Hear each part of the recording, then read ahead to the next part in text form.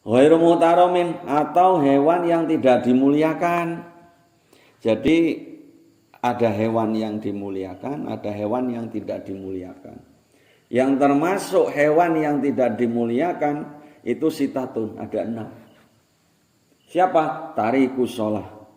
Orang yang meninggalkan sholat itu disebut hewan. Hewan yang ghairu muhtaromin, hewan yang tidak dimuliakan. Tapi kan orang kadang ngomong kafir. Kalau di sini bukan disebut kafir, tapi disebutnya orang yang meninggalkan sholat atau orang yang tidak mau sholat, disebutnya adalah hewan yang tidak dimuliakan. Karena apa? Manusia itu hayawanun natik. Hayawan manusia itu, cuma kan dikasih akal. Orang yang meninggalkan sholat itu disebut hayawan yang tidak dimuliakan. Wazani al-muhsani. Dari 6 itu tadi yang nomor 2 adalah zina muhson. Zina itu dibagi 2. Ada zina muhson, ada zina ghairu muhson. Nah, bukan zina itu ya zina itu Pak, berjinah ya berjinah. Biasanya kan anak-anak muda-muda ngapa lihat-lihat bukan mahram, zina mata. Zina itu dibagi menjadi 2. Satu, zina muhson. Zina yang dilakukan oleh orang yang sudah menikah, selingkuh. Nah, itu disebut zina muhson. Ada zina ghairu muhson. Zina yang dilakukan oleh orang yang belum menikah, muda-mudi. Nah, itu disebutnya zina ghairu muhson. Kalau yang sudah menikah, selingkuh, itu disebut zina muhson. Wal murtadu, yang ketiga yaitu orang yang murtad, keluar dari agama. Dari agama Islam, itu disebutnya murtad. Kalau orang yang masuk Islam disebutnya mu'alaf. Wal kafiru al harbiyu. Yang nomor 4 yaitu kafir harbi. Kafir itu dibagi 2. Ada kafir harbi, ada kafir dhimmi. Kafir harbi, kafir yang memusuhi ke kita, ke Islam. Tapi ada kafir itu kafir dhimmi, kafir yang tidak memusuhi ke Islam. Contoh di Indonesia ini, kan nggak ada perang agama. Padahal agamanya ada 6. Ada Hindu, ada Buddha, Konghucu, Kristen dan Nasrani ya. Terus apa lagi? Ada Islam. Nah itu tapi di kita akur-akur saja, biasa-biasa saja. Itu disebutnya kafir dhimmi. Kafir dhimmi haram darahnya, nggak boleh dibunuh, tidak boleh diperangi, gitu. Tapi kalau kafirnya kafir harbi yang memusuhi, wajib kita memerangi. Makanya hati-hati dengan kata-kata jihad. Jihad, kamu berperang, ngebom lah. Sekarang kan musim tuh bom bunuh diri. Loh, itu nggak boleh, haram darahnya. Walaupun yang kamu bom itu orang non-Islam, orang non-Muslim yang kamu bom, tapi kan mereka kafirnya bukan kafir harbi, kafir dhimmi, yang mengikuti pada tatanan yang ada. Itu loh hukum yang ada di negara ini, nggak boleh, haram darahnya, nggak boleh dibunuh. Kecuali kalau kafirnya itu memusuhi kita, memusuhi Islam, itu boleh kita memerangi mereka. Makanya hati-hati, jangan mudah terprovokasi, jangan mudah kena berita-berita yang bohong. Pokok asal bukan Islam, ya kafir, ya nggak bisa. Wong kafir itu dibagi 2 kok, gitu loh. Ada kafir harbi, ada kafir dhimmi, gitu. Jangan semua dipukul, halah kafir ya kafir. Loh, Nabi Muhammad itu punya perjanjian Madinah loh. Orang-orang non-muslim, orang-orang di luar Islam waktu Nabi menjadi pemimpin di Madinah tetap akur. Enggak perang karena mereka tunduk dengan aturan negara.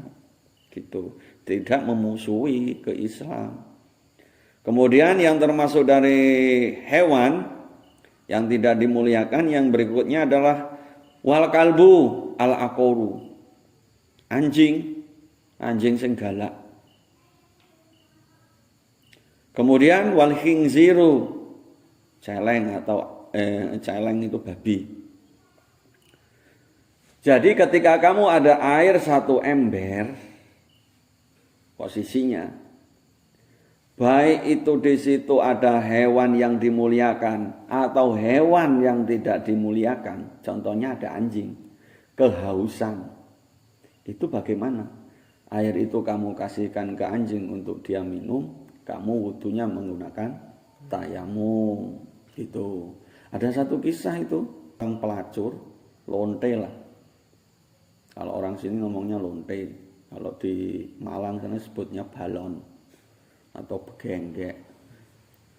Nah, itu ketika ngambil air ke dalam sumur menggunakan sepatu dia, ketika naik ke atas mau dia minum, ternyata ada anjing yang kehausan. Akhirnya air tersebut dikasihkan ke anjing yang kehausan tersebut, malah dia sendiri yang mati kehausan. Tapi akhirnya apa? Karena sebab menolong anjing, dia masuk surga. Jadi ojo gampang remehne wong. Jangan mudah kamu melihat alin rokok. Enggak bisa. Kita enggak pernah tahu di akhirnya, ending akhir loh. Semua itu kan tergantung ending akhir, kayak sinetron itu. Ending akhirnya kan ya gimana.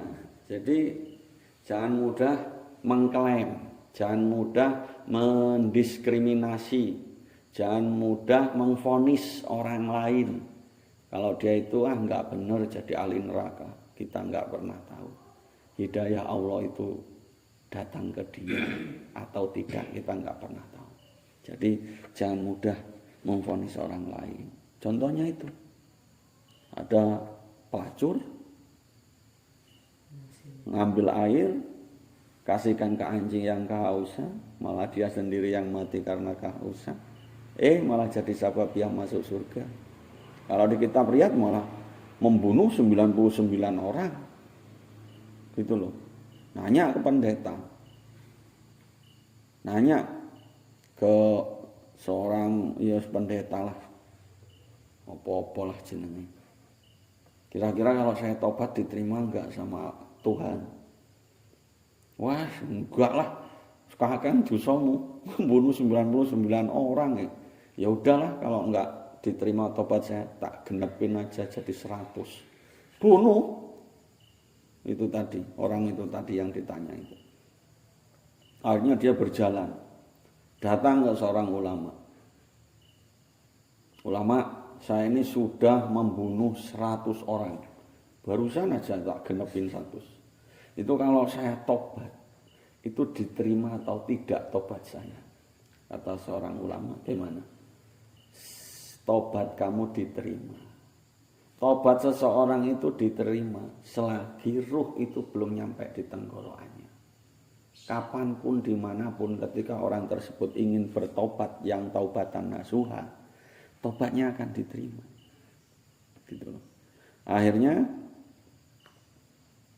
dia disuruh oleh ulama tersebut, kamu jangan balik ke daerahmu, tapi kamu pergi ke daerah sana.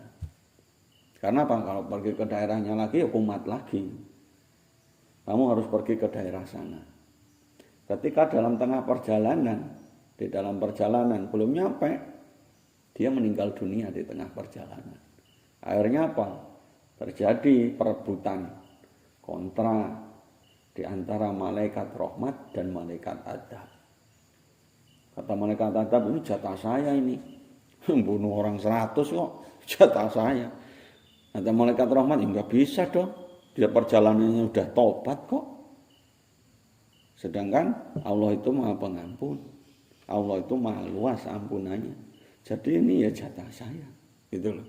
Orang yang sudah seperti itu pun tobatnya masih diterima oleh Allah Subhanahu wa taala. Gitu.